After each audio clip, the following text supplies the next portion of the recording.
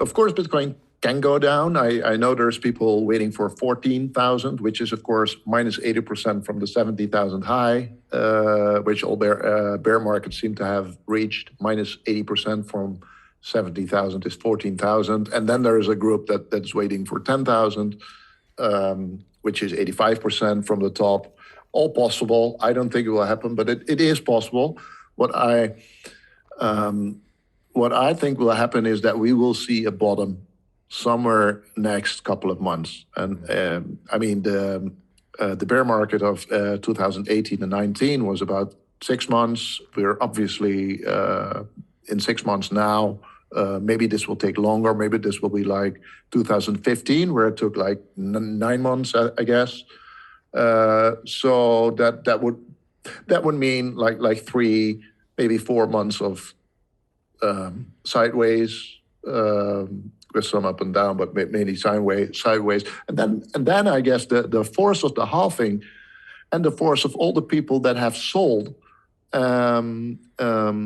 with a loss, and the new buyers that have bought at a very attractive price, that dynamic and the halving on the radar, that will come into play. And so I could see a steady rise and a start of the bull market no later than, let's say, the end of Q1 2023, and then going up towards all those lines, whether it be the stock flow model or the logistic regression or some of the other lines. But yeah, that will be it. I don't think 2023 will be spectacular, but I think that dynamic that we talked about, and maybe one will play out. And maybe one more thing about that dynamic, because the same is playing out in the stock market as well. And it might be a good thing, right? It's from a macro global perspective.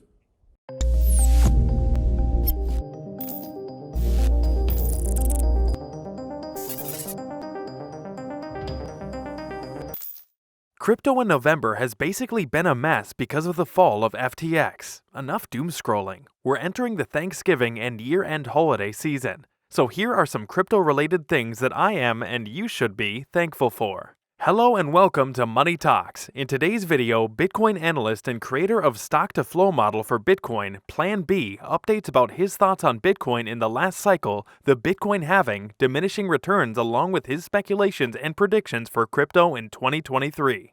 Last cycle, or at least since I published the article in March 2019, has been a hell of a ride for me. I never ever imagined the impact and the effect that would have on Twitter, on Bitcoin, on me personally as well. So just publishing that stock to flow thing and seeing it unfold, including all the discussions, was big fun. At least until last time we spoke, until the 2021 when everything went up as predicted or expected, I should say. So at least we have that. It's not that nothing happened after the halving, but one thing is for sure, and let me repeat that. I mean, we did not reach the $100,000 that I thought we would have as an average, mind you, right? As an average, and we would go way beyond that. So that did not happen, which is too bad. However, it's not that the world was boring last couple of years. Man, what happened? It was COVID first, and all the aftermath after COVID. Then the China mining ban in May, June, somewhere 2021. That put an end to the 100,000 hopes already, and then the market tried a second time to reach that 100,000. Then of course we had this war in Ukraine, and inflation picking up, and all the rate hikes and quantitative tapering instead of easing. So the entire world sort of did an 180. Of course, that's all not in my model. The model is fairly simple, as you can see on the screen there. It's the white line. And basically, it was the same and still is as the logarithmic regression curve that we basically have since 2014 when Trololo published the first version of that, and later versions were, of course, updated. But you can see in this chart as well, in 2021, both the logarithmic regression and stock to flow model were pretty high and pretty in line with the red dots with the Bitcoin price. But right now, that totally changed because of all the reasons I just said. I didn't see it coming. I think very few people saw it coming. And well, that's where we are today.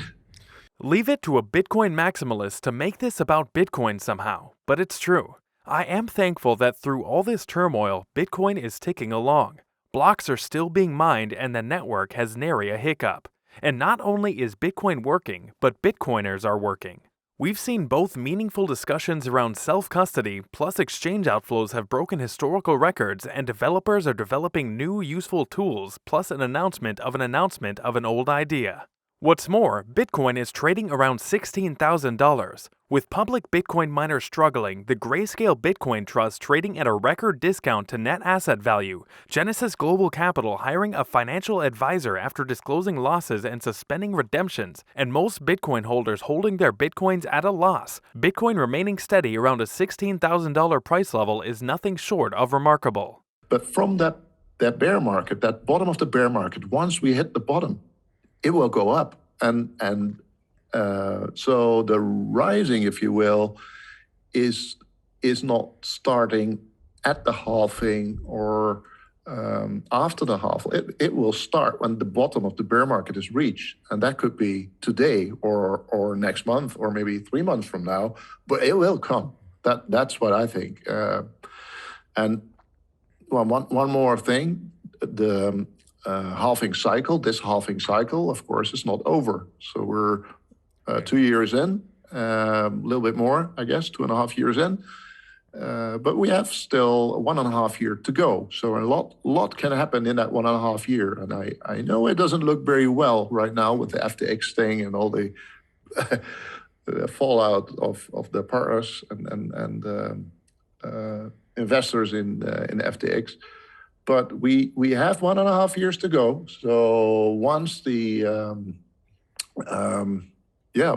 quantitative easing starts going, or the war in Russia, in Ukraine is over, or whatever trigger there will be, we could easily reach that area in this chart. Let's say 2024, where the logarithmic regression and the stock flow model are crossing, which is in the $100,000 area. I would not be surprised.